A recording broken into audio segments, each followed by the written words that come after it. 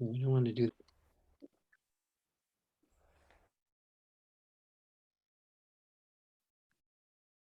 And then Jeff and speakers, when you come on, you'll just need to unmute yourself.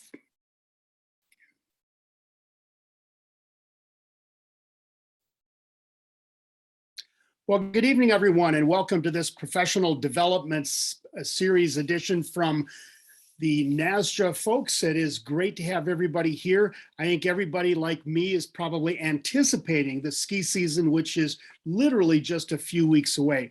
Appreciate you joining us here tonight. It is the 28th of September, and you can count that down however you want to the ski season, but it really won't be long.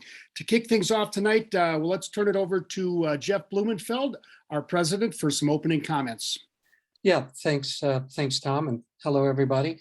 I'm happy to say that we are at 130 press members and about 50 corp, and that is pretty much on track with last year. So where I sit, during a pandemic, flat certainly is the new up. I want to welcome Janet White. Janet, we share with Aisha. She's executive director of NASJA, and she's also executive director of Aisha. She worked at the ski market. She's on the board of the New England Ski Museum, and she has volunteered for the Biwi shows. She replaces Peter Hines, who served us well and is the former president of NASJA East when we still had regions. Check your newsletters for an update on some of the benefits we have for active press. We have some exciting partnerships to share. And the new website also has a section for your books. If you've written a book, go onto the website, submit your book for that, and I'm happy to say that that's filling out nicely. In terms of trips, kind of learned our lesson in previous years with COVID, so we're really focusing on trips 30 to 60 days out. So the next one that's coming up is our trip to Big Snow, which, sad to say, had a big fire. We certainly expect them to be reopened by the time we have our trip, which is planned for November 4th in conjunction with MDV. We'll work closely with Marker, Del Bello, and Vocal for that. So we'll hope they get back into shape. We'll have professional development sessions planned for October and November. Sadly, we won't be meeting in Boston or in Denver because of the cancellation of the snowbound festivals. We are looking very closely at a possible Crested Butte trip. That's January 6th to 10th. We're also looking at a trip to Austria, February 5 to 12.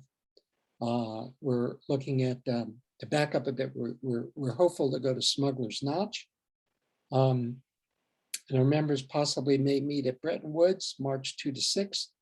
And we have plans right now to co-locate with Aisha and the Hall of Fame in Sun Valley. And that would be March 23 to 27, and I hasten to add it's all COVID dependent, which is why we're not making all the plans just yet. We just want to wait till we get a little closer. So the topic today, older members may remember a radio broadcaster by the name of Roxy Rothefeld. Roxy was a beloved member of NASJA in the 70s. He was a member. That's when I had met Roxy. And Roxy, his motto was he would tell it like it is. And he used terms like poor, fair, good, very good, or scratchy. I guess that's another word for icy. And he prided himself by having spies at the resorts. He would call up his pals who were bartenders and literally say in the afternoon, how's it looking up there? He would not rely on the mountains to give snow condition reports. But now weather and condition reports are as close as everybody's smartphone. And mostly for me, my concern is what did it do last night? And what's the temperature today? Because that for me is, with snow grooming the way it is and how good it is, that for me gives me a great indication of what kind of day I'm about to have. But there's so much more to it, obviously, and my thanks to Tom Kelly for moderating this session and helping us kick off the season. Tom, take it away. Well, thank you very much, Jeff. I love this topic. When I saw this come up a while back, I reached out to Jeff and said, this is one that I would really love to moderate. And I think back to when I was in the ski resort business back in the 70s and how different it was in reporting snow conditions and reaching all of the potential skiers to come to our little hill in Wisconsin.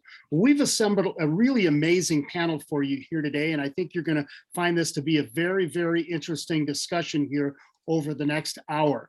I'm going to introduce our panelists here in just a moment, but before I do, if you have any questions throughout the discussion here, feel free to put them into the chat dialogue. We will also do a Q&A at the end. So if there's something relevant, throw it in the chat, and then we'll come back and you can come on the screen at the end for our Q&A session. To introduce our panelists, first of all, Joel Gratz is a really fascinating individual. There's only three things in life. Well, I shouldn't say only three things, but there are three things that he really values in life, and that is weather, snow, and skiing. And honestly, what more could you want? He attended or grew up in Pennsylvania as a ski racer, and went on to Penn State to learn a little bit more about meteorology and continue his ski racing. In 2003, he moved to Boulder, went to CU and got a couple of master's degrees. And in 2007, he started a simple email chain called the Colorado Powder Forecast. 2 years later, in 2009, that had morphed into a website, and a couple of years later, he partnered up with another individual to create opensnow.com. And Joel, welcome. Thanks for joining us. Oh, thanks for having me. Mike Colburn has a legendary background in the ski industry. He was at Stowe for many, many years, actually from 1994 up to 2017, doing marketing, sales, communications, and of course, that includes snow reporting. And in 2017, he left Stowe to become the president of Snow Country Ski Areas Association, an amazing group that has been a pioneer in snow reporting, and he'll tell you a little bit more about that. And Mike, welcome. Thanks for joining us. Nice to be here. To kick it off, let's have Joel. Why don't you start out and tell us a little bit about what Open Snow is about and how you ended up in this crazy business? You bet. I am dedicated to finding powder. That is the very short version of Open Snow. So as a meteorologist, I would hear my friends, colleagues complain that the forecast was wrong. And I'm also responsible for incorrect forecasts all of the time. But I wanted to dedicate myself and our team to finding the best snow conditions. And for a lot of us around the West, that involves deep powder. So you can think of Open Snow as another weather outlet like the Weather Channel or AccuWeather or something like that, but just dedicated to skiers and folks going outdoors, finding great snow. I want to just, before we go on to Mike, Joel, I want to go back to your youth. When did you discover this passion that you had for the weather? The first time I skied at Shawnee when I was 4 years old. 4 years old. Yeah, most meteorologists get bitten by the weather bug when they are very young. It's a hurricane, it's a snowstorm, it's a tornado, something like that. And for me, it was my parents taking me skiing. I fell in love with skiing and realized it needed to be cold, at least, and hopefully snow. And so I started tracking the weather even before elementary school. That's amazing. Mike, tell us a little bit about your background and in particular about Snow Country. Well, Snow Country, going into our 54th year, and I'm only the third person to sit in this chair in 54 years. I still talk to Phil Camp, when his health is good, but he's doing well. But I started in skiing. I was in Western New York, and probably third grade, joined the school trips and to Glenwood Acres, it was called back then, morphed into Kissing Bridge. And, I come from a lot of brothers and sisters, and we moved quite a bit. And I moved to like in 11th grade to outside of Boston. And I was not happy about that until I discovered the ski areas that were in New England. And I'll never forget my first day up at Waterville Valley. And then a friend of mine, just on a side note, got accepted into a college in Vermont that his parents wouldn't let him go to because it was too close to the ski area. And I said, wait a minute, there's a college really close to skiing. And I applied, got in, and started teaching skiing at Smugglers 81 or 77 to 81. Followed the ski school director of the Mad River for 10 years. all the while working on weekends and being in the hotel business. And then I was at Bolton Valley for, I thought, a few years, but it lasted about a year and a half till 1994 when I joined Stowe. And I think we did a good enough job because we sold the place. That definitely is one indicator. Can you tell us a little bit more about Snow Country? And I've always been fascinated by this organization, its longevity in the sport and what it has evolved through. We're going to talk specifically about the evolution of snow reporting, but in a nutshell, tell us what Snow Country is and how it works within the industry. Well, Snow Country is a not-for-profit association that is owned by the ski area members. We have a board of directors. It is, 53 years old and growing. And, what really, I was on the board prior to joining Snow Country for many years because, going from 94 to 17 in the marketing world, everything just turned digital. And so we were all over that. However, we didn't want to not be somewhere on the radio, somewhere on TV, somewhere in another, digital sphere. And so we were an active member of Snow Country, and it worked for us. Personally, what I've learned in the 3.5 years or 4 years since I've been here is, about 2/3 of our members are the smaller ski areas, 100,000 visits or less, or maybe 120 or less. And I've been to now 48 of those resorts, east to west, north and south. And, those little ski areas, a lot of times, especially with the smaller ones, the Snow Country expense for them is their entire marketing budget. And so, the team that we have, because we're nothing without the team, and all skiers and riders, all passionate about the sport. And we make sure that we get that information early in the morning out to 500 radio stations and 100 TV stations and all kinds of digital outlets. Actually, we feed it to close to 1,000 different outlets take our feed every morning.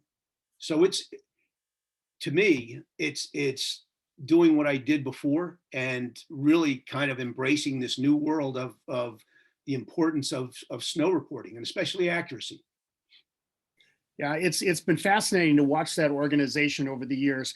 I want to have each of you talk a little bit about how snow reporting has evolved over the years. And I'm going to go back in time when I worked at tiny little Telemark ski area in northern Wisconsin. Every Wednesday, we would analyze the snow conditions and we would get a postcard and we would put it in the mail and we would send it to skiers around the Midwest, telling them what the conditions were like, and who knows what would happen between Wednesday and Saturday. But obviously we were as optimistic as we possibly could. It's a lot more technical now. Mike, do you want to kick it off and tell us how have you seen snow reporting evolve over the years?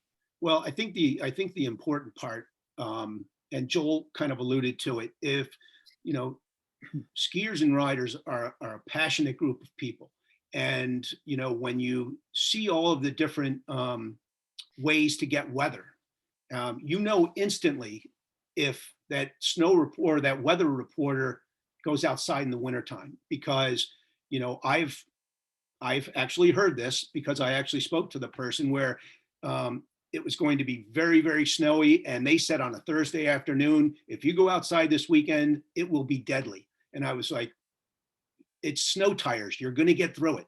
And this was back when I had to drive, the 40 minutes up to the resort. I got there every single day. And, you are battling to a pretty large extent. The media in general are not skiers and riders. And so when you take a team like the broadcasters, the data staff, everybody skis and rides on our crew. And we know how important it is, especially to our member areas, to get the information out, get it accurate, get it early, and spread it as wide as we can. And, say what you will about broadcast media. I look at some of the numbers that we get in for people that have heard or experience a Snow Country report. And whether it's Chuck Devine, Andy Davis, any of these broadcasters, and I worked with them not so much in the last year in person, but we try to get out at least once, if not twice a week, midweek, and report from where we've been, because the feed that we get are from the resorts themselves. And Joel, how have you seen it change from those days that you were a little kid growing up in Pennsylvania? Well, part of this is where you're skiing too. So for a lot of folks, I'd call it Rockies and east of the Rockies. Snow reporting is largely centered around temperatures, wind speeds. Is it a reasonable day? Weather-wise, is the resort open? How many trails? How many runs? And I, growing up on the East Coast, was thrilled when the snow was grippable, but 35 years ago. Transitioning that to the West, where I am now, I'm based out of Boulder, but ski all around the West. I have been just fascinated around powder.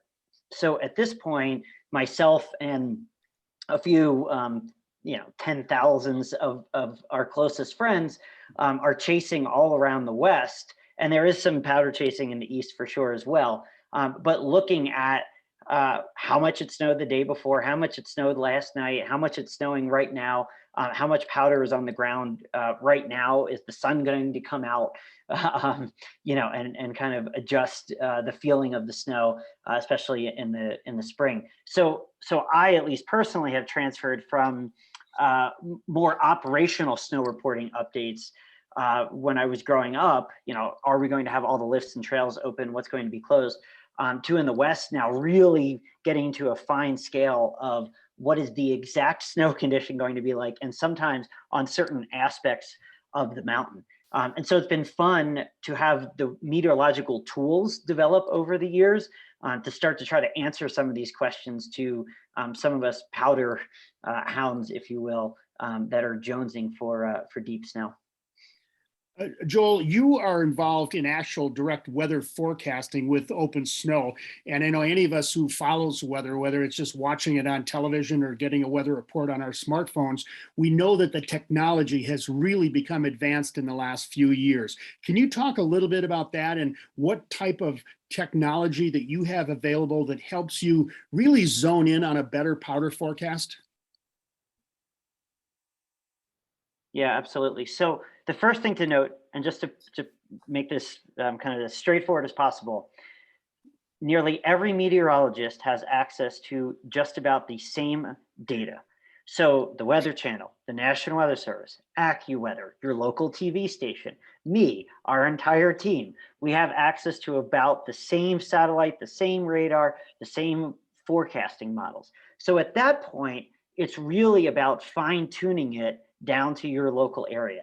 There's really three things that have happened over the last 2 decades or so to set us on a different course.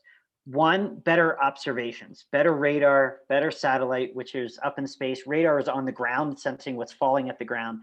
Satellite is way up in space, sensing where the clouds are moving, and also just observation stations on the ground. So that's one thing. Two, the computing power to pull it all together has increased markedly. And three, because of those two things, we now have weather models that have a resolution down to potentially even kind of about a mile or so, which is kind of unheard of, 10 to 15 years ago, that you can forecast a broad area like the Western United States down to every mile. And we kind of think of this as given now because we've heard, zip code level forecasts and all of that. But to have the modeling be able to get that to that fine a scale is important because it allows us to differentiate one mountain's weather forecast from another, and even if the mountains are just a few miles apart. Whereas before, the models would basically lump all of that together. So I have seen in my career a massive change, and we're going to keep going. Does that mean we're going to get a 15-day forecast exactly right this year, next year? Absolutely not. But we can try to lock in the details, especially where the mountains impact the weather to a greater degree of accuracy than we used to. Just a quick fun follow-up, but do you follow the powder buoy? Can I give a background on the powder buoy for folks who might not know? So the powder buoy, and forgive me if you know, but the powder buoy is a buoy in the middle of the Pacific Ocean. And there's hundreds of buoys around the world that have weather readings, that take weather readings from oceans. But this buoy has been signaled out by some surfers and some powder skiers as indicating that when the waves go up at this buoy out in the middle of the ocean, a certain number of days later, the storm will move from the Pacific Ocean into the Western United States, and there will be a powder day at fill in the blank at your favorite mountain. And so people ask me all the time, oh, the powder, why do I need a weather forecast? I just look at the powder buoy. The weather, I mean, it kind of drives me crazy a little bit. It's kind of like, why, you know, for journalism folks, like, why proofread? We can just use Grammarly or something like that, and, you know, it'll work out. And you're like, okay, it's a little more complicated than that, right? But the weather forecast models, of course, take into account the waves and the oceans and all these things. So I don't make fun of it, but I do not pay attention to the powder buoy. It's worth checking out. I mean, we skiers, we love that kind of stuff. Yes. It may not be accurate, but it's fun to talk about at the bar. Yep. I want to have each of you talk a little bit about your relationships with the ski areas. They, of course, are a vital source of information for you. And Mike, why don't you kick this part off and talk about how you interface with the different resorts to get information? Sure. I want to tell just a quick sidebar about a transformation for me with snow reporting being at a resort, because, you know, ultimately, you know, if they're forecasting rain on any given day, especially a weekend or holiday, you know, what time is it going to rain? Because if it's going to rain at 2 or 3 or 4 in the afternoon, then we're probably not going to mention it. Before social media, there was a group out of the University of Vermont, skivt.l, and it was a listserv, and they would spell stow with a $sign. And, you know, they were always picking on our snow report. And you know, they didn't know that I was part of the listserv, and I heard everything that they were saying, and I was sensitive to it because, you know, ultimately, and I had guest services and the information center under my umbrella of responsibility. So the people answering the phones and the people dealing with the people face to face about, you know, what we said it was going to happen that day. And I was on the Forerunner quad, and I heard somebody talking about the weather and the skiing and being very knowledgeable. And I leaned forward and I said, how do you know so much? And he goes, well, I'm Scott Brayton. And I said, oh, you're Scott Brayton. And I told him who I was. And he goes, oh, he said, so what's with your ski report? I said, can you stop down after skiing today? And he did. He came down at about 3:30 in the afternoon. We met for 2 hours. And he's like, you're really getting the information overnight from the groomers? And I said, we are not making this up in the marketing department. It is what the groomers are telling us. He was a part-time snow reporter. Then I made him my full-time snow reporter. And he is not a meteorologist, but he just lives for skiing and weather. And I thought we had one of the better reports, you know, moving forward ever since I, you know, brought Scott into the inner circle. He goes to the snow plan meeting every day, and it's changed now, you know, with new ownership. But that's when I really realized how important it was. So, Tom, again, what was the question? Yeah. So talk a little bit about how you at Snow Country get your information and data from the resorts each day. And then Joe, we'll go to you next. So we have a data team, seasonal data team, and they start at about 4 o'clock in the morning. And the snow reporters at the various ski areas go into our feed, and they fill in their snow report for the day. If a ski area does not fill one out for that day, we will either call up or we will go to their website and use that. But, you know, come 6:30, 7 o'clock in the morning, we have gotten the reports that we need to send out our first feed, and it is in real time. And so it's critical. And, you know, that's the story of that day. And another thing, and I'm just telling you this because it happened, there are some marketing folks out there that watch what we say pretty religiously.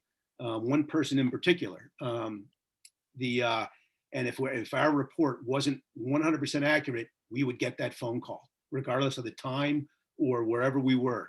But one time we had a report, just on an aside, sorry, that they reported, I mean, it was predicted a 1/2 inch of rain, and it had snowed about a foot the day before, and they were going to not talk about the wet weather coming in behind the snow. And knowing that our snow report was going to go out in the morning, we changed it. And it wasn't fun. We had a fairly terse call with that resort, but ultimately it's a snow country report and it has to be as accurate as we can. That happens, that's rare, but you know, we can't be telling everybody in Boston and New York and up and down the East Coast, you know, that it's a foot of new snow at the ski area when in fact it was a warm rain that day too. So. Mike, going back to your days at Snow, can you give us a primer on how the ski areas determine base depth? Is there a particular science or a consistent location in which that's measured? There is. There's about 5 different spots that we have snow stakes. I don't know if they're still doing that because I'm still there every weekend, but I have more fun now. But you know, again, we go with what the groomers say. And if you know, complete honesty, there are places, if you know Upper Star, where just skiers right, it's a rock face, it never gets any snow. So the snow report would be 0 to whatever number they're measuring, you know, which would be on North Slope, you know, the opening trail, which can be several feet of snow. But it's always an average of where we make the most snow to where we make the least amount of snow. And usually that's the toll road because it doesn't have snow making on it. Cool. Joel, same back to you. How do you get your data from the resorts and how does that partnership work? Get it from Snow Country.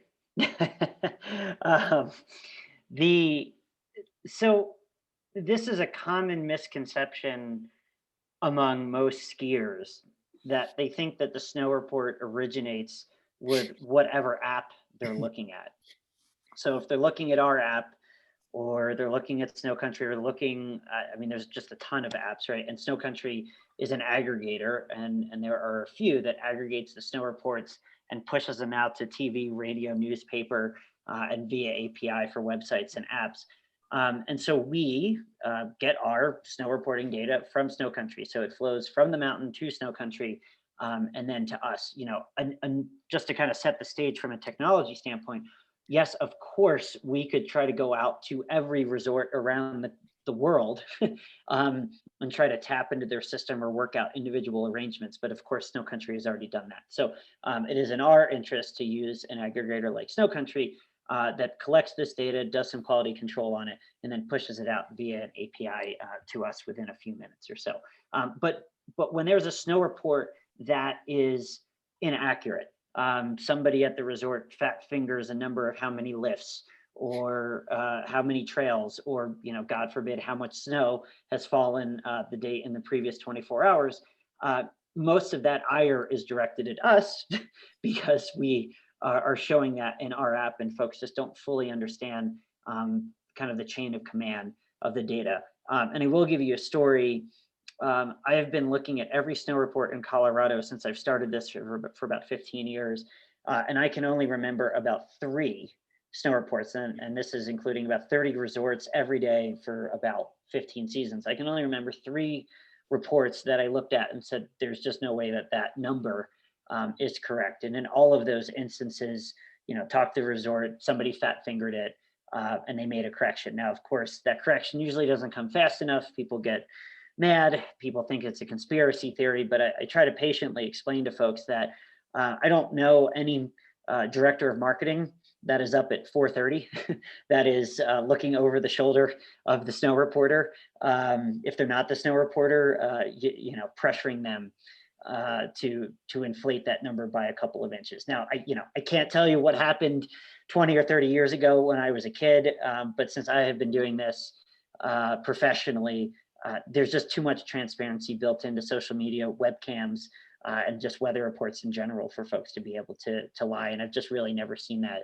interest at all in the last 15 years to promote an incorrect snow report.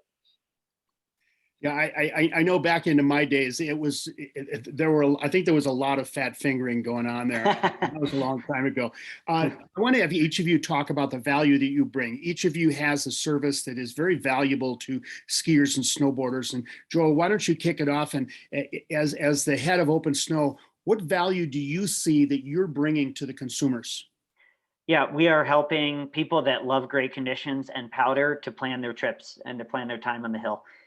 So this is, it's not an understatement to say that large swaths of people across the West plan their schedules, which are increasingly more flexible these days around the weather forecast and around the snow forecast. So yes, the snow report in the morning is important to verify if the forecast actually came true. Of course, it's a forecast and not a report. But we are helping people plan days and even a week or two ahead to just adjust their schedules to figure out if they want powder in a certain area or can travel for powder, where do you go? And that decision often involves quite a bit of time away or with family, off of work, gas, airfare, rental car, hotel, lift tickets. So that's a pretty important decision. And we're helping people try to fine tune that decision as much as possible with the knowledge that no weather forecast is right. And we're the first to admit that. But we're trying to make it as easy for folks as possible to find the best snow conditions. We do forecast around the world, but our main clientele is generally around the Western United States and Western Canada. Mike? We were at Stowe a little bit more of a destination resort than most ski areas in the East. So people are making their decisions, especially with these Indy Pass and Epic and Icon. They have a number of resorts where they can go. And, to get that initial percentage of terrain open, snowmaking information, in my case, because I skied at Mad River for 10 years, and you can ski there, you can ski anywhere, and the conditions, you never knew what it was going to be about. But what, at least in my world now, personally, and what I think is important to all ability levels, are wind holes, because you'll open a day with 2 or 3 lifts on wind hold, especially the upper mountain lifts, and then they'll gradually open up as the day goes on. So the information that we're putting out, whether it's a destination guest, more Western centric destination guest, or the drive market, we're not talking about highways. We're talking about what's happening at the mountain at that time, and we're doing it in lifetime. So when changes come in, we are going into the database and changing it.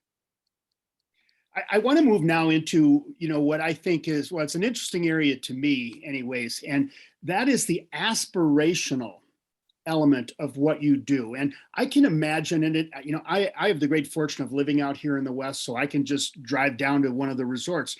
But if you're a business person in Boston or New York, are you sitting and watching the snow report and kind of just aspirationally thinking about where you could be and what you could be doing? Mike, why don't you kick it off? And what are your thoughts on that as to the service that you provide for people who want to live vicariously through your ski reports? Well, this will sound crazy, but that's okay. I read obituaries. Obituaries are fascinating stories of people's lives. And you'll hear somebody that is crazy about the Red Sox, crazy about a sports team. And if they're a skier or rider, that's in their obituary. That's how they define themselves. And so, yes, going to meetings, having a business life is important. It's probably the most important thing of going through life. But in the fact of the matter is, you identify yourself as a skier or a rider. And it's just something of when you think of 9/11, which we just had the anniversary the other day, and the 2008 crash, and COVID, which I think we're going to talk about, but 59 million skier visits on last winter, 5th highest in the history, or since they've been recording it. I think I know of a lot of friends down in Boston and New York and in cities that keep their snow country feed going all the time so that they can check on snow totals, because they know that their passion is going to be fed on Thursday night, Friday, Saturday, Sunday, that coming week. Amazing. Joel, how about you? I know I use your service all the time to watch that snow accumulating. Yeah, and I mean, I would say everything we're doing is centered around powder days and aspirational ideas around them. And yes, we hear from people all the time that they're checking our service to see when it's going to be sunny and not snowing, or when it's going to be safe to drive through the mountains and not a snowstorm. So I know there's far more uses of this, but the main excitement we get around this is planning powder days. And I started this 15 years ago, thinking that I was this crazy one that was just obsessing over snow and powder and planning days, weeks in advance to find this perfect run. And then lo and behold, I find this other group of thousands of crazy people around the West and around the world that do the same thing. One of the things that has come up in the last 10 years or so is the snow state cams. And so there are a few on the East Coast and there's more on the West Coast. And these are cams that effectively these are a webcam that's online that you can see 24/7 that points at a ruler. So what's fun about this is you can see the snow falling in real time. And even if the ski patroller or snow reporter has not yet awoken and reported snow, if you happen to find yourself nervously waking up at 4 a.m. to see if your forecast has worked out, you can look at these snow state cams and folks can get an early jump on a potential powder day. So that's been really fun too, to add into the mix and kind of feed that aspirational hunger for powder. Mike, just a follow up to you, webcams, as Joel was just saying, have really been an innovative change in technology that's greatly enhanced our ability to see what we're getting into. Yeah, we have on snowcountry.com, we have the webcams from member resorts. It's kind of a one-stop shop for most webcams at the resorts. Yeah, it's an amazing resource. I want to touch on COVID. I know we're all trying to get past it, but I am curious how COVID impacted what you guys do in reporting snow conditions. Joel, do you want to start it off? Yeah, I mean, probably the hardest thing that it did is make things far more complex for skiers. So most of our audience are, what I would deem hardcore skiers and riders. They're going to go. No matter what, it is a priority in their life. But the thing that made it challenging, of course, is that most resorts last year during COVID had various policies, operating procedures. And so it was hard to kind of remember and keep track of everything. And of course, it changed throughout the season. So that isn't a direct kind of weather/snow reporting issue, but that's what I noticed both for myself, our family, my friend group, and a lot of our audience. Is it just added one more variable, and based on the numbers, it obviously did not keep people away. But skiing, taken at face value, is already a little bit of a complex sport with equipment and logistics, and I think kind of COVID precautions and operations just added one more point of logistical difficulty, but not enough to keep people away, obviously. I would think it also added a point of value in that many resorts required reservations last year. So you had a little bit of a better forecasting tool to help you decide whether to make a reservation or not. Well, that's true. What we found in practice, at least out here, is that it was rare for the reservations to fill up. And most of the time they filled just around the normal busy times of year on holiday weekends and things like that. So you're right, to an extent. It was wonderful to get ahead of it, and the reservations added yet another kind of layer of anxiety around chasing powder days and good snowfall. But yeah, to whatever extent that was helpful, the reservations did drive people to look at the forecast more, and whether it was something due to reservations, COVID, or just kind of a growth curve, we did have our biggest year last year since I started. So, obviously the powder skiers are still out there. Yeah. Mike, how did it impact snow country? Dramatically, just dramatically, in that, several states didn't get their marching orders until November of how they could open and operate. And so, if I would be in the same situation, they were very, very reluctant to make any investment into promoting their resort when they didn't know if they could have a resort to promote. One of the saddest successes of last winter was when the state of Vermont contacted us, who had pretty strict travel restrictions, and they invested tens of thousands of dollars in the snow country, that we would go out to our network and tell people not to come to Vermont. And that hurt. That hurt a lot, because, to tell people, well, the campaign was know before you go. if you can come in and you can quarantine and you can and do everything else. But it was, you know, because of my experience, Stowe used to be owned by AIG, and we had all kinds of corporate policies. We had already had contingency plans if we ever lost power in our building, that we could all operate from home. So we were able to transition. Well, on March 18th, we shut down, but then going into the season, we knew that we could all operate from each of our homes. So it was tough, but everybody got through it. All the broadcaster did their work. Everybody did their work. But you know, I kind of thrive in a room full of people talking about skiing, talking about what can we do differently. And when you're solo and relying on Zoom or whatever kind of meeting, you know, it was tough for us. Just from what I experienced when the first day that I went out, and I went out a lot, was, boy, that was one of the best feelings to get on that first lift after suffering through summertime. And, you know, it was to get out there, even though they couldn't fill the quads, the Gondis, all the lifts were you know, not shut down, but, you know, you had to go with who you came with. So you have an 8-person Gondi and you're only 2 people in it the entire winter. The lift lines were long. If you're a complainer, you know, it wasn't great. So what we did, we put on our best face, because I know all of us kept going out and going skiing, with the exception of, I think, 1 person in my direct reports. But we were all out there and trying to be as well. We were upbeat because it was a good season for skiing, you know, conditions wise. Actually, I've never seen so many sunny weekends last year. It's in the East, which can be rare. But no, from a business perspective, strictly business, it really, really hurt. And you know, I'm happy to report that business levels going into this winter are at pre-pandemic levels. And so it's, you know, I think anybody in this business has to be an optimist, because Mother Nature defines what you do.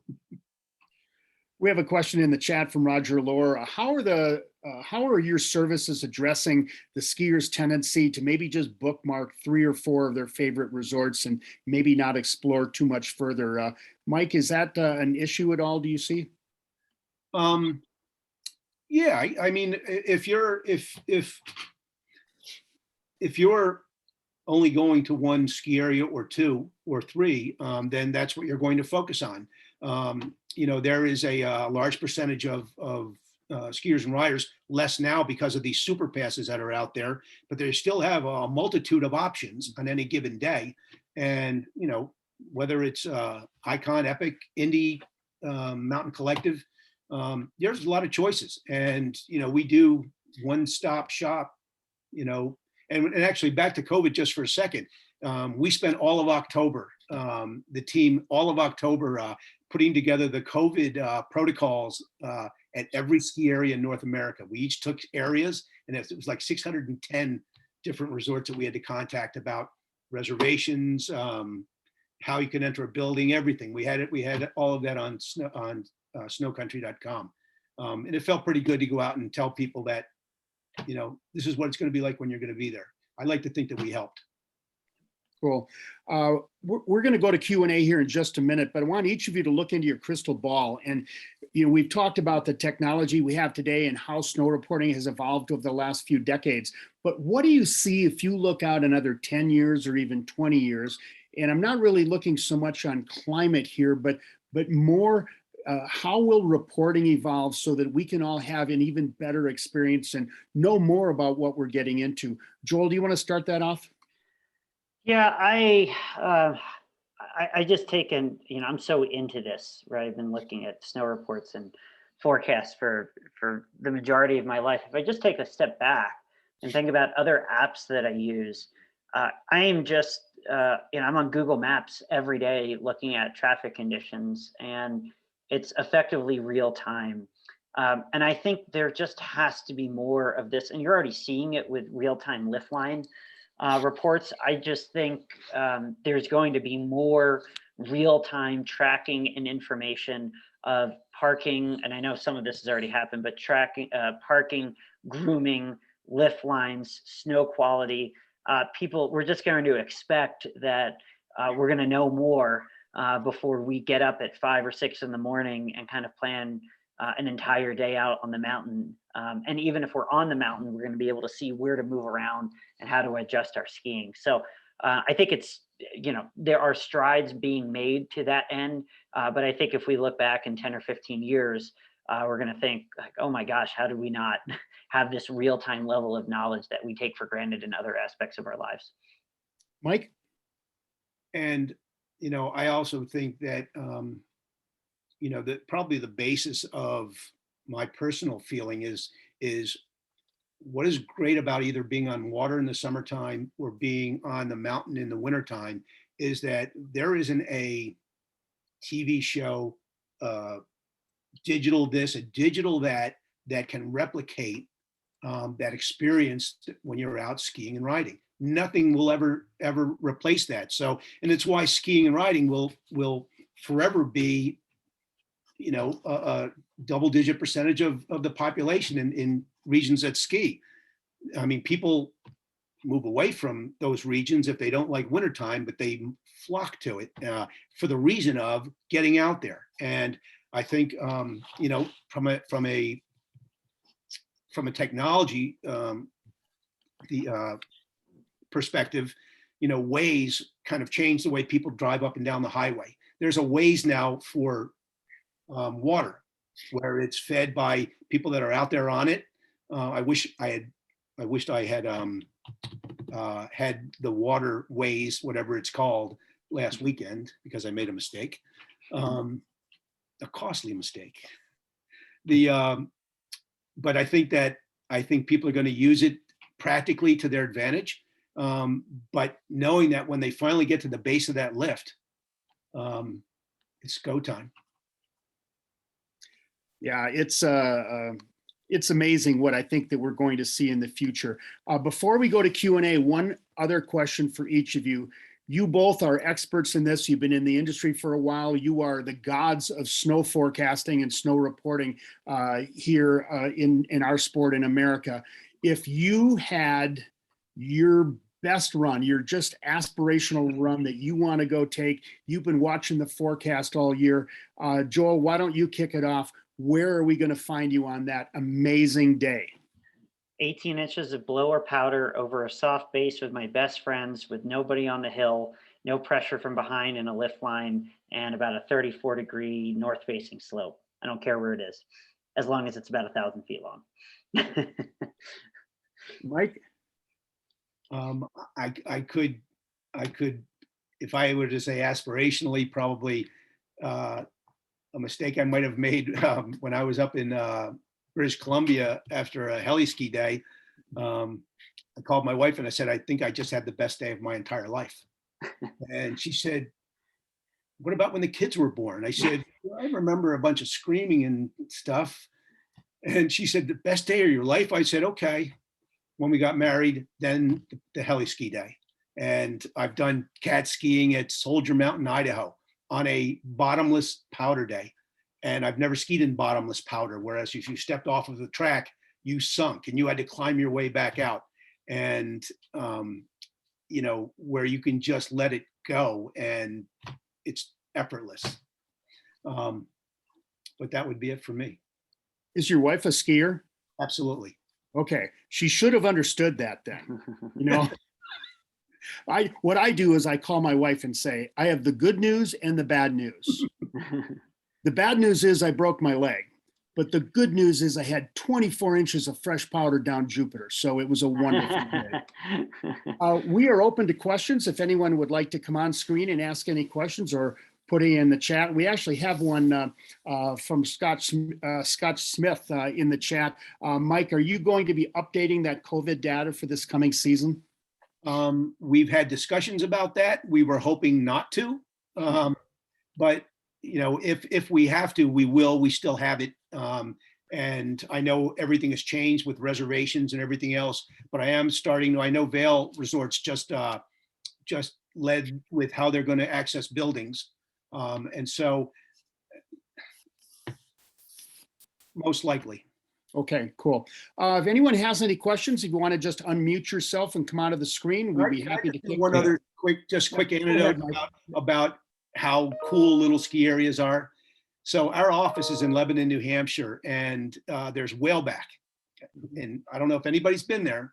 I hadn't been until I worked at Snow Country, and it had snowed about 1.5 feet the day before. And Andy in my office said, "Hey, we're going to go to whaleback when we get done today." And I said, "Well, it's going to be skied out." He goes, "They don't open till 2. I'm like, "Really?" A Thursday or a Wednesday, and they opened at 2, and we had powder, and the schools didn't get out till 3:30. So we had an hour and a half of cold powder snow on not the biggest hill in the world, but I hadn't had that since the West. Sorry, that was just, I love whaleback. We love great stories too. Do we have any questions from any of the NASJA members on the call here today? Yeah, I guess I have several comments. And with regard to the last, I viewed Covet as the imperative is somebody who's usually on major mountains to be going to the little places that didn't have trams, gondolas, remote parking lots, required reservations. So from California, we rode a trip through Washington, Idaho, Montana for the better part of February. And, it was certainly a rewarding ski season. I have, Joel knows, we consulted back when you were starting. Yeah.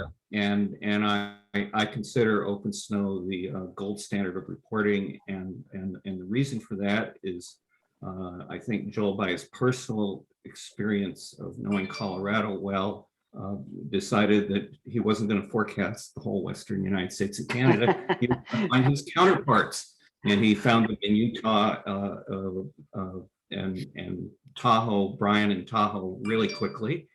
And with some little product from me, had Larry Schick in Washington for a while. But the point is that these guys know their microclimates, and these weather models, they may say they're within a mile, but they don't do microclimates the way people like you and Larry and Brian do. They just aren't there yet, and that's the unique thing that I think you guys bring to snow reporting. One of my other longtime contacts is Scott Bratton. Brayton, I guess pronounced it. We've had a lot of correspondence, and actually, what I'm kind of, in order to collect this kind of data, I do my own homegrown reports. It's a labor-intensive process, so I only do it twice a month. And when you got to be automated, that this is kind of, and I'm glad to hear that Snow Country, you're the guy who has to deal with that. And basically, you try to get the resorts to do the work for you. It couldn't be done any other way. But I would say the two things that I track are 1% of normal snowfall and also percent of terrain open. And in the early season, in the West as well as the East, the reality is there are years, and last year was one of them, where there are a lot of places that don't have a lot of terrain open, even by January 1 sometimes. Yep. And the degree to which this information gets to Snow Country, we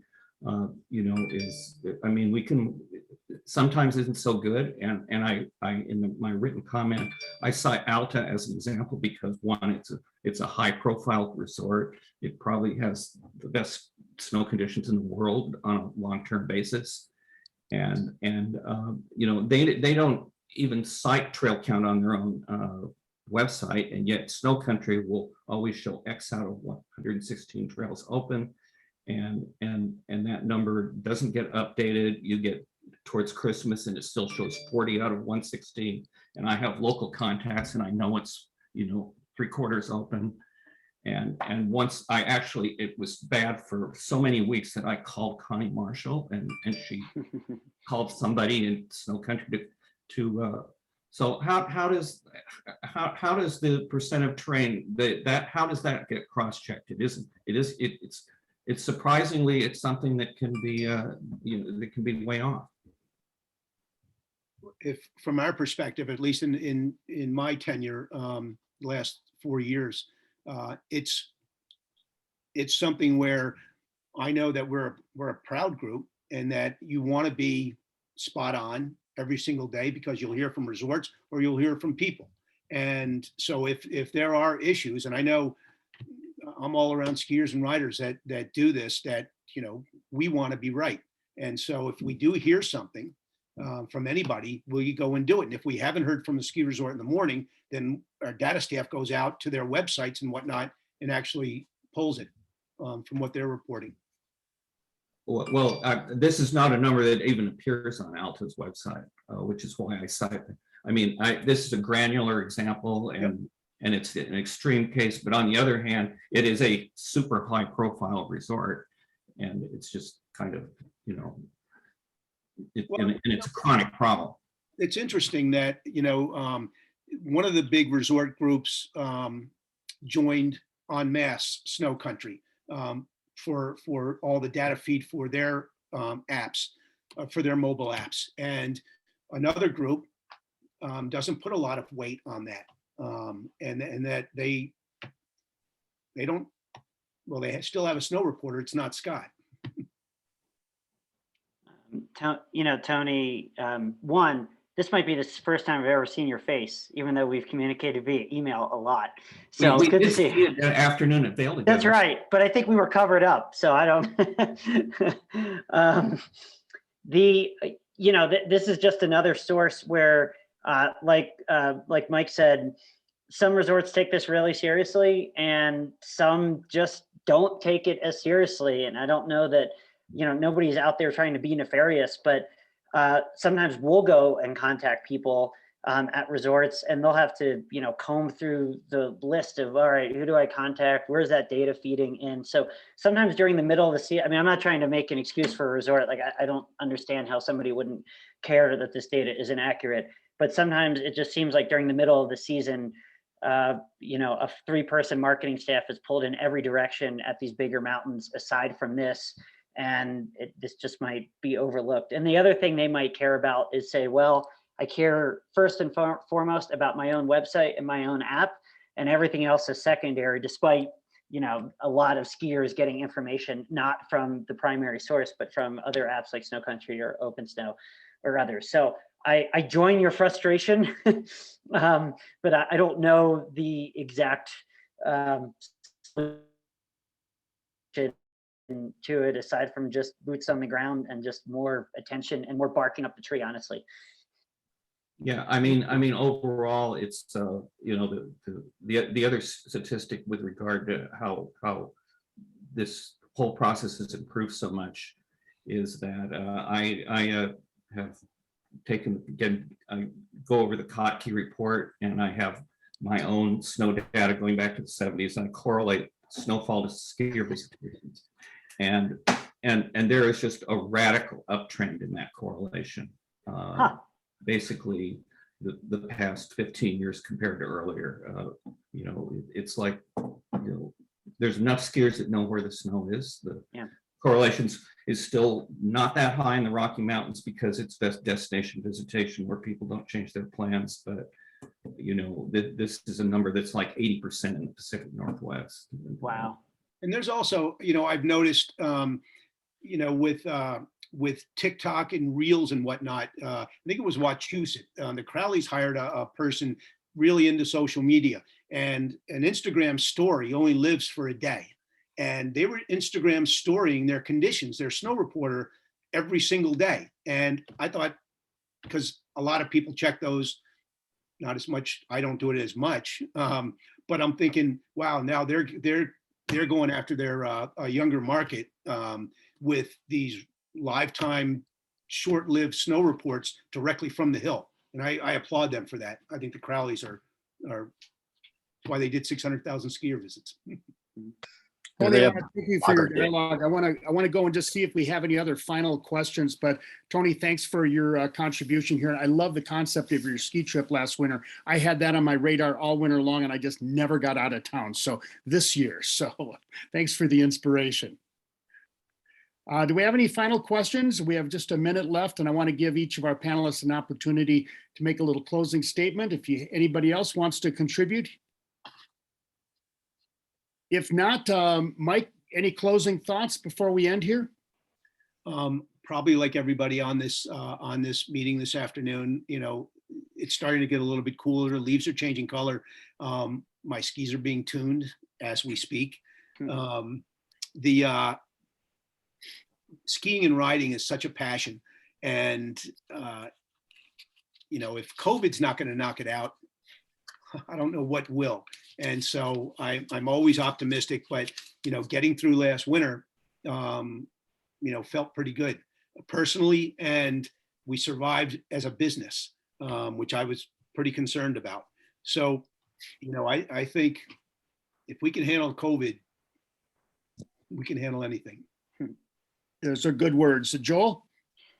Well, I'll end with a little bit of a concern, which is at least the most, and I understand that this is different for smaller ski areas like the one I grew up in the East Coast versus larger ski areas. But there are a lot of people skiing. There's a lot of people going on powder days, and there isn't more terrain. I mean, occasionally, yes, there's a bump up in terrain and there's a new lift here or there. But there's a lot of people being marketed to and crowding powder days, especially, and not a whole lot more terrain. And this is, you know, we're not at the end of this. You know, I'm not saying that the world is over here, but it's just something that I think about because weather forecasting is getting better, snow reporting is getting better, marketing and reaching people is getting better. People love to go skiing, but yet there is not a ton more, at least higher profile, larger places to go skiing. So I don't know what the end result is. I'm hopeful that it is more people going to the smaller and mid-sized mountains and spreading things out a little bit. But it's just something that I've noticed, at least over the last 5 to 10 years, that every year just gets a little bit more crowded. And specifically, I'm talking about some of the more higher profile areas, not necessarily some of the smaller locations. But hopefully there's a way to spread this out in some way so that everybody continues to have a wonderful experience and it's not just a bunch of lines. Those are wise points. Joel and Mike, thank you so much. I'm going to turn it back now to Jeff Blumenfeld for some closing thoughts. And I thank you all for being here tonight. Jeff, take it away. Yes, thanks. I mean, fascinating conversation. I think Roxy, had he not passed away 30 years ago, would certainly be quite thrilled by where snow reporting has progressed over the years. And personally, webcams, I leave them on underneath the screen. I don't get a lot of work done when they're back there. They're just fascinating to me to see webcams, particularly at Eldora. Well, thanks, Tom, Mike, Joel, and thank you, all of you, members of NASJA. I hope we'll be able to see you in person sometime soon, perhaps at Big Snow. Jeff, this was a highlight of my day. Thank you for inviting me. Yeah. Really was. Not your life, though. Not your life, just the day. No, I meant being here with everybody. Sorry. No, Great. no. Just kidding. Thanks, everyone. Thanks Thanks, so much. everybody. Yep. Bye. Bye.